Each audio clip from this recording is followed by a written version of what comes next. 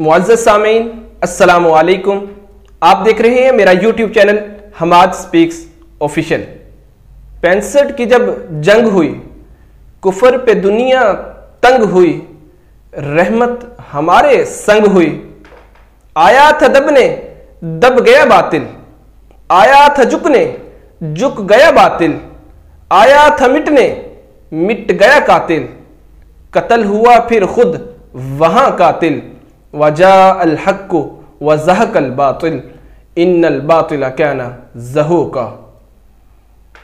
6 सितंबर 1965 की सुबह तक किसे मालूम था कि ला इलाहा इल्लल्लाहु मुहम्मदुर रसूलुल्लाह के मानने वाले अपने जिस्मो जान से बढ़कर इस मुल्क की हिफाजत के लिए सीना सपर होकर खड़े हो जाएंगे।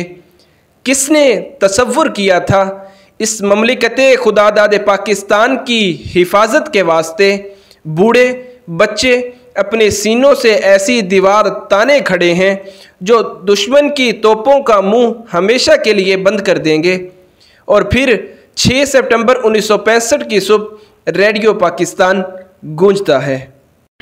ये रेडियो पाकिस्तान है। सदर पाकिस्तान फील्ड मार्शल मोहम्मद अयूब खान कौम से खिताब फरमाएंगे। मेरे अजीज हमवतनों, अस्सलाम वालेकुम। 10 करोड़ पाकिस्तानियों के इम्तिहान का वक्त आ पहुंचा है। आज सुबह सवेरे हिंदुस्तानी फौज ने पाकिस्तान के इलाके पर लाहौर की जानिब से हमला किया और भारतीय हवाई बेड़े ने वजीराबाद स्टेशन पर ठहरी हुई एक मुसाफिर गाड़ी को अपनी बुज़दिलाना हमले का निशाना बनाया।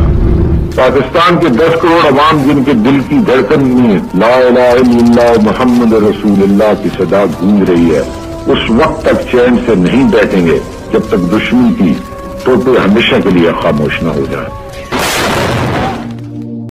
फिर इसके साथ ही मुल्क पाकिस्तान का बच्चा बच्चा जज्बा-ए जिहाद से सरशार हो गया। पाक फिजाइया के MM आलम जैसे बहादुर, जुर्रतमंद और जानबाज पायलट ने एक ही मिनट में भारत के 5 अंडर जंगी जहाज़ों को गिराकर वर्ल्ड रिकॉर्ड बना डाला, जिसे आज तक कोई भी तोड़ न सका। अकाबों के तसल्लुत पर फजाएं फख्र करती हैं, खुदी के राजदानों पर दुआएं फख्र करती हैं। वतन से जिनके बेटे पैदा हों महमूद आलम से, वो धरती सर उठाती है, वो माएं फख्र करती हैं। 1965 में पाकिस्तान के पास एक ही सबमरीन थी जिसका नाम गाजी था। इसी सबमरीन ने समंदर में दुश्मन का नाका बंद किया हुआ था। इंडिया में इतनी हिम्मत न थी एक सबमरीन का मुकाबला कर सके। सियालकोट में जंग शुरू हो चुकी तो तोपों की ज़रूरत पड़ी, जबकि हमारी तोपों की आखिरी हद भी दुश्मन के टैंकों से 3-4 किलोमीटर दूर थी। हमले के लिए अंदाज़ा लगाया गया कि हमारे गोले तो दुश्मन तक नहीं पहुंच सकते, मगर अल्लाह पर तवक्कल करके गोले चला दिए गए तो ठीक 3 मिनट के बाद नाराए तकबीर की सदाएं बुलंद होना शुरू हो गई कि गोले ठीक ठीक दुश्मन के टैंकों के बीच गिर रहे थे, जिससे अंदाज़ा लगाया जा सकता था कि मुसलमानों को अल्लाह ताला की तरफ से मदद मिल रही है। मुमताज़ मुफ्ती की किताबों से और उस वक्त के अखबारात से भी इन वाक़यात को नकल किया गया। मुमताज़ मुफ्ती लिखते हैं कि जब जंग शुरू हुई तो मस्जिद नबवी सल्लल्लाहु अलैहि वसल्लम में मुसलमानों ने नबी सल्लल्लाहु अलैहि वसल्लम को जंगी लिबास और ग़ज़वा बदर के शोहदा 313 सहाबा के साथ निकलते देखा। इंडिया ने अपने एक पायलट को टास्क दिया था कि रावी के पुल पर बमबारी करनी है, तो जो पायलट बमबारी करने आया था उसका त्यारा गिर गया और पायलट पकड़ा गया।